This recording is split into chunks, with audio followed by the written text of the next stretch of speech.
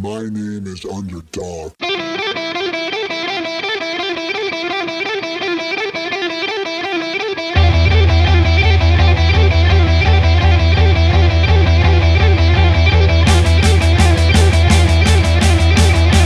Getting tired of these Canadian winners. Andrew, pleased to meet you. I appreciate the time you've given me to discuss Canada and the Korean War. All right. So I'm going to start with coming off of World War II. I'll admit myself, I wasn't fully aware of the extent of Canadian participation in the Korean War. Unfortunately. But coming from World War II. So World War II ends September 2nd, 1945.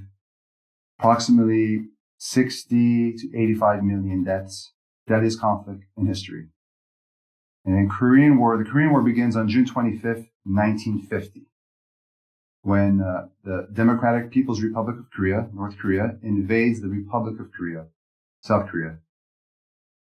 What happened in between that time frame that led to that? Between the end of the Second World War and the Korean War? Yeah. Well, it's worthwhile to remind ourselves that the end of the Second World War led to a number of unintended consequences. One of them, of course, being the unconditional surrender of Germany and Japan, being an intended consequence of the war. But the aftermath and what that entailed actually did present some complications. One of which was that the Korean Peninsula had been occupied by the Japanese Empire since 1910 and had been subject to a rather brutal colonial rule, which details of which you can find elsewhere, but essentially meant that with the Japanese forces vacating, there was no government in waiting. So essentially, it, like Germany, was divided about halfway across, not by the lines of conquest as took place in Europe, but rather by agreement at the 30th parallel. So along the north was occupied by the Soviets, and for the south, the 30th parallel was occupied by the Americans. In the years intervening, there's no agreement on what a future independent Korea would look like, how that would be governed, what sort of systems would be in place. And so both the Soviet Union and the United States undertook to build and foster nationalists in North and South Korea, respectively, who fit their prescription or agenda of what an independent Korea might look like. Not just American, of course. Obviously, the Koreans were involved. North Korea, becoming the DPRK and becoming a modeled on the kind of Soviet state-driven system. In the South, very much an anti-communist, nationalist structure, loosely democratic, we'll say, but they didn't have true democracy until some years later. But principally opposed to Soviet adventurism in the area, and so, but North Korea maintained a lot of the material and mineral resources of Korea. The industrial capacity was largely focused in the north. The south was mostly agricultural and was driven by a number of conflicts that was, as it was not one man rule or one party rule, it was a bit more fractious. And so the North Korean leader, the great grandfather of the present leader of North Korea, Kim Il-sung, devised a plan to push over the American garrison and the South Korean defenders and unite the peninsula as an independent country, albeit one under the North Korean system of government. And for that, he received backing from the Soviet leader at the time, Joseph Stalin, on a kind of cash on the barrelhead basis for aid. But it was widely interpreted by the West as being, Stalin's push into Korea as opposed to a Korean-led effort. So essentially, there was a period from 1945 to 1950 of a transition to a form of independence, albeit one guided by the various occupying powers, as well as two nationalist movements that came into conflict, with one leading the charge into an invasion, which started in June of 1950 and everything that followed. Right. So from the outside, most people, when they look at the Korean War, they look at it more as an American, involvement. They were, from the Western perspective, they were the most involved. Mm-hmm. So how did Canada and some of the other countries, how did they step into it? And was there a lot of pressure from the Americans to get more support from Canada Right. Well, the decision was to head to the United Nations for backup, so it wouldn't be a war between just the United States and a Soviet client. Also, at that time, the South Koreans were the only Korean government recognized by the United Nations, and so the appeal went out. The UN Security Council was meeting, but was being boycotted at that time by the Soviet Union for their failure to recognize newly communist China as the proper seat on the Security Council. It was still the nationalist Chinese that were on the Security Council at that time. So a Security Council resolution went out in favor of states condemning the invasion and supporting the resistance of that invasion by whatever means necessary. And Canada signed on to that as a founder of the United Nations. And not having any particular desire to be involved in Korea, there was not a lot of historic interest there, but rather to endorse and reinforce the mandate of the United Nations, which they had Canadians had been formative in installing in the first place over the course of the Second World War. So in terms of American pressure, I mean, the Americans were definitely under pressure. They were getting as many resources as they could, having demobilized and having not had a very strong showing in the early period of the war, some stalwart defense, but also having to get as many people over from at that time occupied Japan to reinforce those efforts. South Koreans had some very major reversals very on. And so the pressure that came was partially from the United States saying, we need more assistance than is being offered. And there's a kind of famous exchange about Canada having initially sent 3 destroyers and Dean Acheson, the Secretary of State, saying, in fact, that was a token contribution.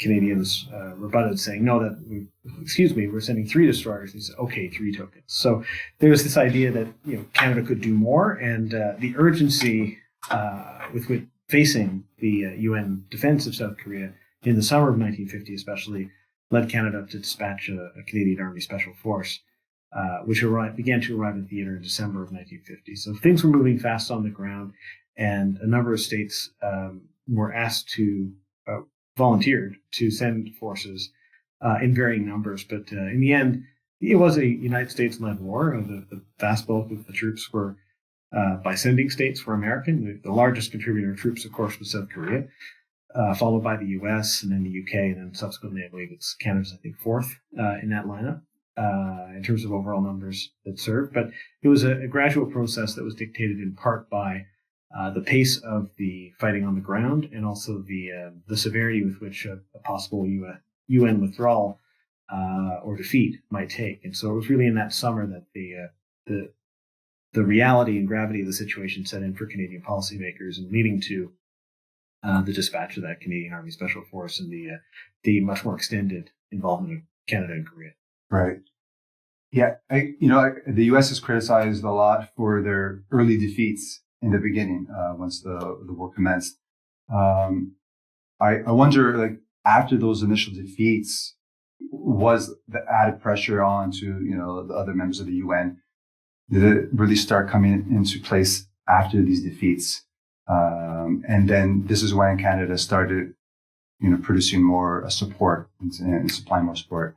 Broadly speaking, yes. The real initial crisis in the summer of 1950 was then there was a bit of a competing issues, because the urgency with which that summer first led to increased rapid deployment of UN forces, the reversal of North Korean fortunes at Incheon led to the severing of the logistics chain in a full-scale reversal, and leading the UN, mainly U.S. forces, but also UK and others, to push further north and to the border, which led the Chinese to then determine that this perhaps represented a threat to them, and they became involved in October of 1950, and then retook Seoul, and so by the time the Canadians arrived, it was a much different war than the one they'd kind of signed up for. So things were moving fast on the ground, and the pressure was on of the United Nations until it wasn't, and then all of a sudden it was again. So there was it's kind of a seesaw that first year of the war, especially before the UN counteroffensives began, and then eventually that both sides come to the realization that it's unlikely that this is going to be resolved economically with force, that it would have to be resolved through negotiation. And that's what leads to the armistice talks that begin in late 1951 and then finally conclude in 1953. But fighting is taking place during all that time. So Canada is now, they're in the war. They're participating. They're deep in it. What's the sentiment in the beginning? Did Canada have a hard time getting soldiers to sign up for this? No, Canada didn't have a really hard time enlisting for it. The Canadian Armed Forces the Canadian government was not particularly interested in a great deal of involvement in Korea. So that's one of the reasons that there was not an initial offer of a sizable force. When the Canadian Army Special Force began recruiting, it was a decision to create a new force that would serve in place of the regular armed forces because the regular armed forces were being held aside for a possible confrontation in Western Europe. And that also came true, although not to the same severity or intensity anywhere near what happened in Korea. But the Cold War was calling in other ports, let's say. So when that initial demand took place in August of 1950, there were, a big call out over the radio, over newspapers, and people would go with their friends. In some cases, they'd be people who were too young to have served in the Second World War, but just a little bit. Other cases of people who enjoyed army life in the Second World War and were veterans. So a fairly sizable proportion of that first group were veterans who, decided they weren't getting what they wanted in civilian life and donned uniform again to fight in a new theater. And that the demand was to sign up was one that was largely successful. So there were some hiccups as with any crash recruiting effort, but the painful process of weeding out folks who perhaps weren't as physically fit or who had other issues would be something that would follow in the weeks and months after people get trained, and they eventually found their way headed to Tacoma, Washington for form-up training, and then once they arrived in Korea, they would be subject to further hardening through marching in the mountains and that sort of stuff. So, but the vast majority of those who served did so eagerly, and that first round was all volunteers. In the subsequent rotations that began in 1950, late 1951, early 1952, those were members of the regular armed forces. So the line regiments of the Royal Canadian Regiment, Royal Vendésienne, the PPCLI. So these were folks who had been in uniform usually when the war had started, or who had signed up but didn't get into the Canadian Army Special Force and were allocated to those other units. So it started off as a tailor-made force for Korea, made of volunteers, in the tradition that you'd see elsewhere, like the South African War or early days of the Second World War, with much the same imagery of people lining up around armories to get in and contribute in their own way, in a country where there had no family connection and knew very little about. So it was really quite astounding in that respect. Yeah, definitely. So naval destroyers were sent over, the Army, ground troops, and the Royal Air Force, Canadian Royal Air Force. They were also dispatched. Yeah, the Royal Canadian Air Force had its official role was that of a resupply mission called Operation Hawk, I believe, that operated out of Tacoma, Washington, I believe, out of Washington, and flew in basically a circle route through the Aleutians over to Japan, and then back through to the Southern Pacific, through Hawaii, and then back to Canada. Some 599 trips. That number's not exact, but it was mainly a supply mission. It wasn't.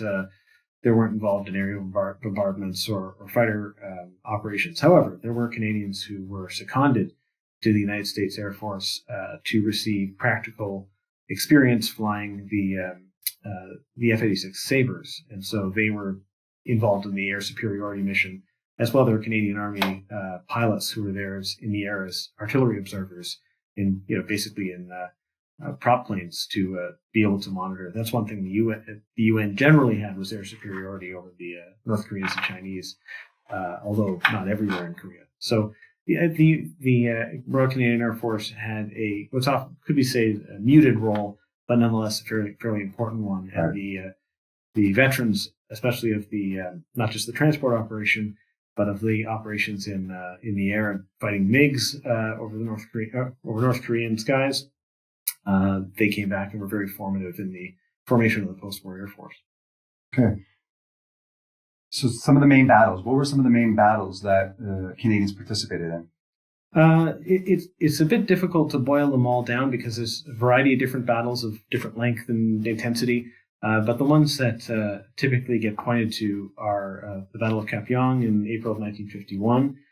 That took place in the aftermath of a UN counteroffensive to push troops further north than they had been after the Chinese intervention, and was largely a defense against the last major push of Chinese troops as part of their spring 1951 offensive, with the objective of destroying a large number of UN units and taking Seoul. The resistance at Kapyong with Australian, Canadian, British, and New Zealand troops as part of the, and also American troops, was really instrumental in halting the advance of the Chinese, because the lessons of that first few months of fighting the very sizable Chinese forces was that retreat wasn't necessarily going to save your forces, that you take advantage of the firepower, you hold on as long as you can, and a rigorous defense will usually outlast their ability to sustain operations. And that did definitely prove to be the case, although in Kapyong at the cost of 10 Canadian lives, as well as I think about 30 some Australians. So that was often heralded as the greatest success because it was a material benefit to the UN position, that it did not end up getting rolled up by the Chinese in April 1951, and ultimately led to those lines being stabilized through further operations. There are, of course, UN counteroffensives like Ripper and Killer that followed that, and leading up to the defensive lines that where about the current DMZ is, and which were defended through those following years. And there were two signature battles at a place called Hill 355, which is a very important piece of real estate that overlooked the Santikon Valley. So it was a dominating position that overlooked this area and gave command over the no man's land, Chinese on the opposite hills. And so it was real estate that the Chinese would very much prefer the UN not occupy. And so in late 1951, October 1951, there's a series, November 1951, there were a series of offensives and leading to a battle that was fought by the Ven Deuxième, the 2nd Battalion of the Ven Deuxième, which was a very hard-fought battle to keep control of their position while allowing the Americans time to regroup and reoccupy positions on Hill 355. It's called the Battle of the Saddle. D Company of the 2nd Battalion of the Royal Ven Deuxième with a stalwart defense over those days, which ended up earning Léon Major another distinguished award after his signature involvement in the Second World War. About a year later, in October of 1952, the 1st Battalion of the Royal Canadian Regiment ended up having to sustain and defend that same position against a very severe Chinese offensive with enormous artillery concentrations, and was one of the worst nights of the war for the Canadians because of the numbers who were killed. Thousands of rounds landing on the positions, and close in fighting in October of 1952. And then in May 1953, another battle that's often spoken of is Hill 187, which is occupying same range of mountains or hilltops, and a raid enforced by the Chinese the late period of the war led to a sizable number of Canadians killed and captured. But the hill was sustained largely through, as with Kapyong, dropping munitions onto the positions that they were defending. So those are a few. There's others like the defense of Hill 97 in the Battle of Songok Spur, it's sometimes called, in the lead up to that initial battle of Hill 355. Subsequent Battle of Hill 355, I should say, where a very small number of Canadians defended a position against a much more sizable Chinese assault overnight. And then of course there were the battles that were on a daily or nightly basis, where people would go out into the no man's land between the Canadian and UN positions and the Chinese positions in order to gain intelligence about their locations and dispositions, to seize prisoners and so on.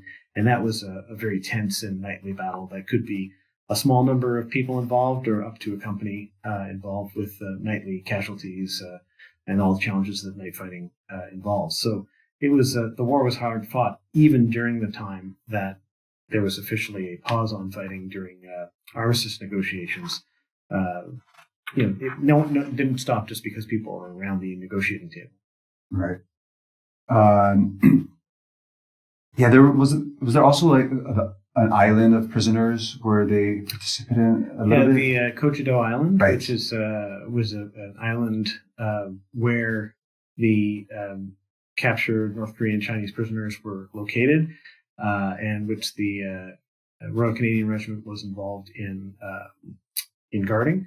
And there was a riot in Kojido Island. They took a U.S. Commandant prisoner. It was a rather bit of a black eye, public relations wise, for the United Nations. And Canadian politicians were none too pleased to learn that Canadians were involved in the guard duties there, and they were reassigned thereafter. So, yeah, Kojido was not a battle per se, but it was one of the incidents which also highlighted the challenges. One of the central challenges of ending the Korean War was what to do with the prisoners that were taken during the war, because there was a question about whether they should be returned to communist states, or whether they should choose which Korea they wish to live in, or which China they wish to live in. And that was a big sticking point through the end of the war, and really prolonged negotiations through that final year. Right. It's interesting just reading up on some of the history and the research on this. During this period, seemed like back here in Canada, the population weren't really concerned about the war too much. Life was as normal as usual. And the Canadian government under Prime Minister Louis Saint Laurent seemed to thrive, if you can say that, What was the sentiment during this period? Like, can you maybe elaborate on that? Well, one of the things that happened between 1945 and 1950 was a largely successful transition from a wartime economy to a civilian economy.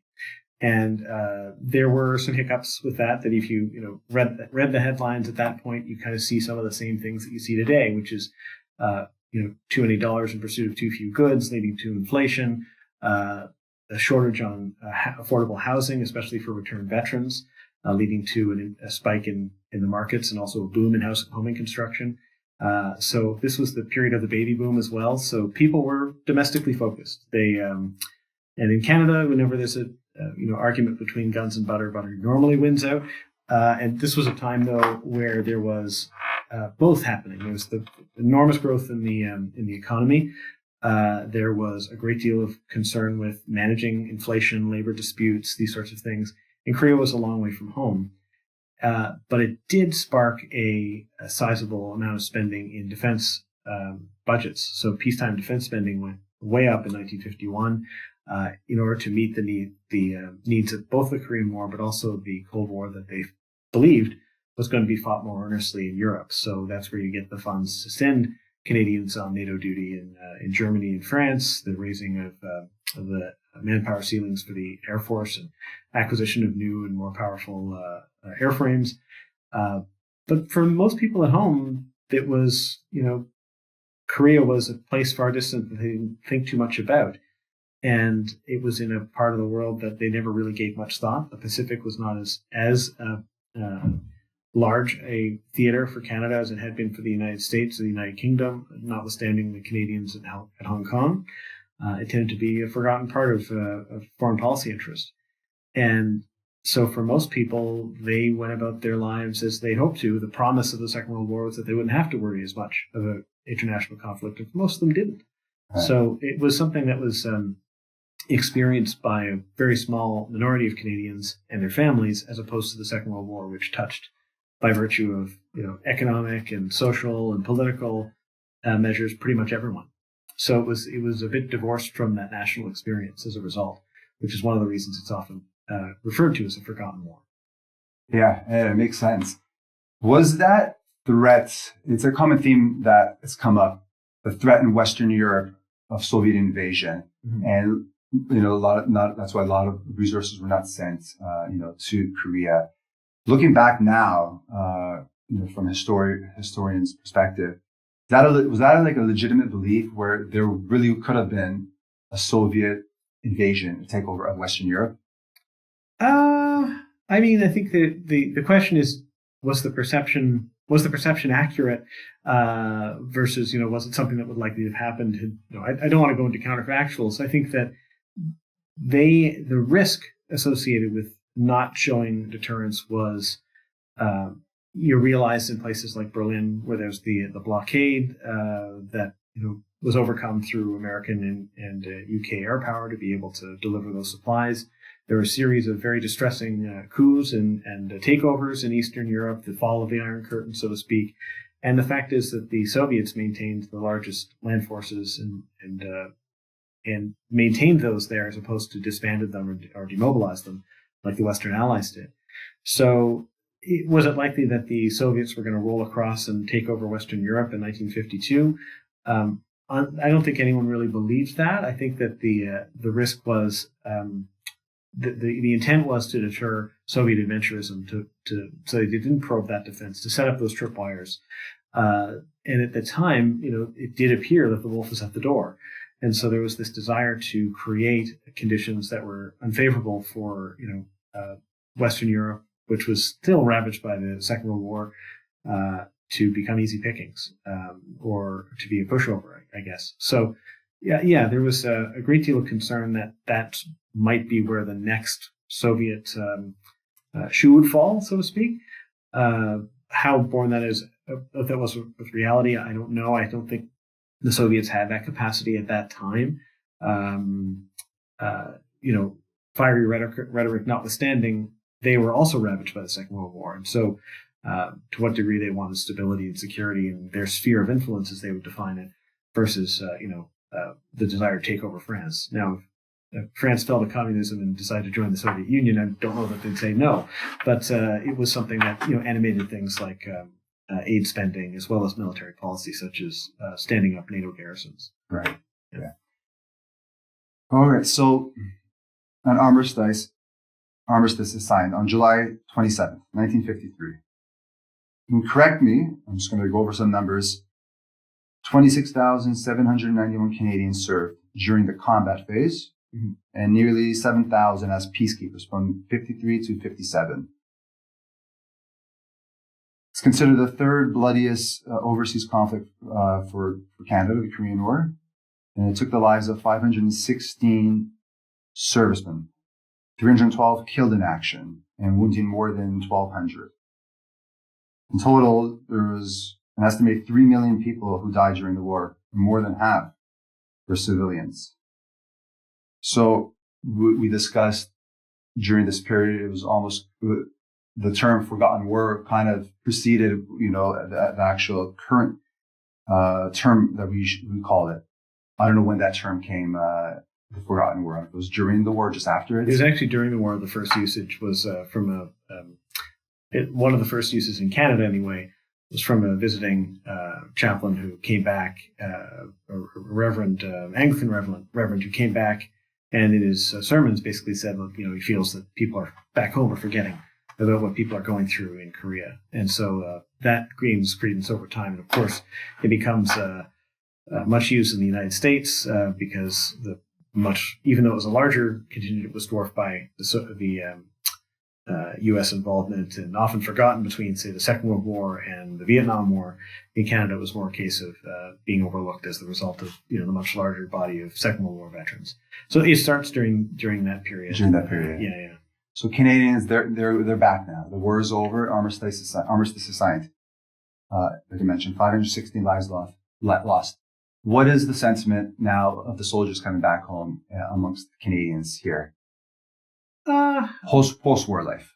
Post-war life. Well, that's an interesting question. I think that one of those big differences between the aftermath of the Second World War and the aftermath of the Korean War is that when the Second World War was ending, the Canadian Army had these visions, Canadian Armed Forces, I should say, through the different services, had big visions for what they wanted their post-war forces to look like. sizable numbers of people, lots of equipment, and the Canadian government looked at that and said, "No, we're not doing that. We're going back to peacetime spending. Thank you very much." The Cold War, people coming out of the Korean War, however, do have the option of remaining in the armed forces often and maintaining a longer service period, so that they are not retiring after 6 years of service. They, in some cases, are staying on for 25, 30, 40 plus years. We have 3 chiefs of defense staff with Korean War service, for example, Dextraz, Allard, and Withers, all of whom served in Korea. A very sizable number of people maintain that forces and become like a career soldiers. A lot of people don't, and don't necessarily maintain in touch. So it's only not until like the 1970s where you start to see the first group of Korean War Veterans Associations start to crop up. Many of them were not welcomed immediately by local Legion branches. They weren't deemed to be, real veterans because they hadn't had the same experience as First World War, Second World War veterans. Second World War veterans also had trouble getting acceptance by First World War veterans. So this seems to be a particular refrain. So they started to build their own associations in the 1970s, and those kind of grew in strength until the 1990s, and they started to diminish as people started to get older. But in the meantime, as with other veterans, they led full lives, led civilian lives where they did release. Others, as I said, went on to distinguish careers within the armed forces as career soldiers or sailors or air personnel. So it was a bit of a different change circumstance, even though their service was forgotten. Sometimes it was forgotten by them themselves because they would go from, some of them served in the Second World War and in Korea, but then also served in UN peacekeeping operations and in NATO operations. So Korea became one theater where they had served as opposed to the defining experience of their military career. And some of them came to find that association and how much it meant to them later, and in part informed by the fact that they were able to revisit a rebuilt Korea, because when they went there, it was in ruins. And when they were invited back by the Korean government, a rather savvy move of public diplomacy, if you ask me, because it helped to build a constituency of people who were invested and saw the value of their service, where otherwise they would have just thought of it as a place that had been ruined and a lot of very poor and starving people. And being able to go back to that place and see a thriving society with a rich democracy and skyscrapers and modern society, it really helped to build a sense of pride and community that otherwise might not have been there. Right. Yeah.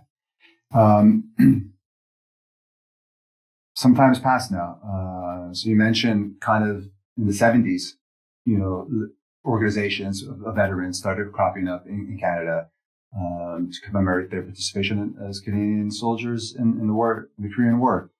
So 2025, how do we remember the Korean War alongside World War I, World War II?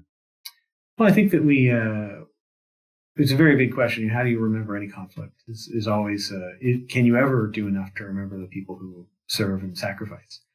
I think that we often interpreted Korea as a subchapter of the Cold War rather than a war in and of itself. And I think it's worthwhile to think of it in terms of its local stakes. What was Korea? What were the Koreas trying to achieve during this war?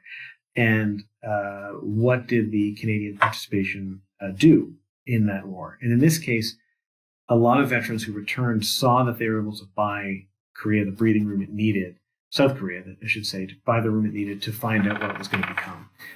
There was when people left in 1956, in 53 or 56 or 57, depending on when their tours left, it was a very different country than the one that they came back to many years later. Some great deal of economic expansion, but also military dictatorship, a lot of domestic instability, and now rather rich and thriving democracy and economy that's able to come to the support of other people. So I think that we can look at that as a success story.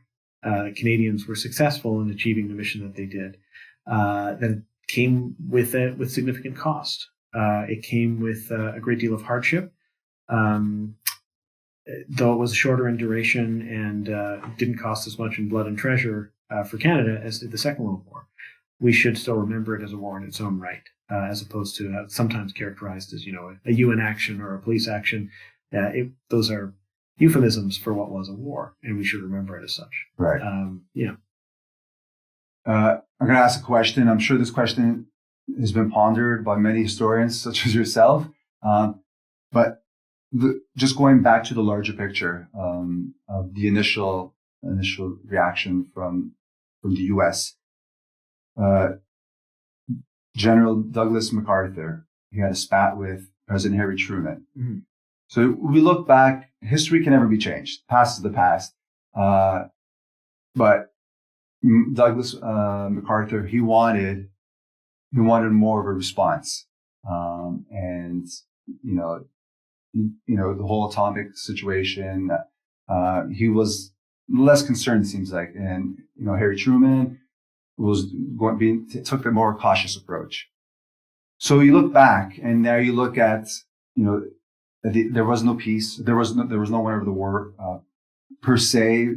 North Korea became North Korea under the Soviet satellite. And we see what North Korea is today. And then we see what South Korea is today, thriving democracy, aligned with the West. Was Harry Truman's decision to take a more cautious approach in light of atomic threat, was that the correct one? Oh, wow. Yeah. I think that the debate over, MacArthur versus Truman, American historians have done a lot of that. I think it's worthwhile bearing in mind the Canadian perspective at the time, which was that they were supportive of the U.S. war goals, broadly speaking, but not supportive of it escalating beyond the defense of South Korea. So there were a lot of hand-wringing about the possibility of extending the war into China in particular, because Korea was on the margins of the Cold War. China was not. The Soviets were not terribly invested in North Korea, or not as much invested in North Korea as they were in China. And the likelihood of a more generalized war, an expanded war with China in China, was something that pretty much every major partner of the United States was desperately interested in avoiding. And so when MacArthur was fired, it was, probably you could hear a small echo of a sigh of relief in many capitals outside of Washington, who said, this guy may be a strategic genius and all that, but they were worried they were going to get everyone killed. So there was, I think, a lot of support for and recognition of MacArthur's early war winnings, but also recognition that in most countries politics drives military operations, not the other way around. And so MacArthur, when he was going to butt up against the U.S. president, there was only likely going to be one result, as we've seen in other cases since then. So it's definitely an interesting debate, but I think it's worthwhile to bear in mind that Canada, as a junior partner in that war, nevertheless had its own aims, its own interests, its own foreign policy, red lines that they didn't want to cross, and an expanded war with China was not one of them. Yeah, or was one of them, I should say. Yeah. Just explain your role here at the Canadian War Museum. It's my first time here. I don't know if I'm going to get a chance to enjoy it this time around. But yeah, if you can just kind of explain your role, how long you've been here. So I'm the museum's post-1945 historian. So I'm responsible for historical content relating to Canadian military history, be it in programs, exhibitions, online projects, lectures, outreach, so on. And I've been in that role here since May of 2006. So I've been involved in temporary exhibitions and long-term or signature exhibitions about the former Yugoslavia, the war in Afghanistan, the Korean War, thematic shows like War and Medicine, or how video games and board games and war all kind of interrelate. So as with any museum historian, I'm a jack of all trades and master of very few. So my focus is really about trying to make sense of a difficult world in which Canadian forces, Canadian public, Canadian politics generally matured in during the Cold War, and how that kind of parlays into its modern day effects. Awesome. I just want to close on one final thing here. You and your colleague, Tim Cook, edited this amazing book that I haven't finished yet, but it's called Canada and the Korean War.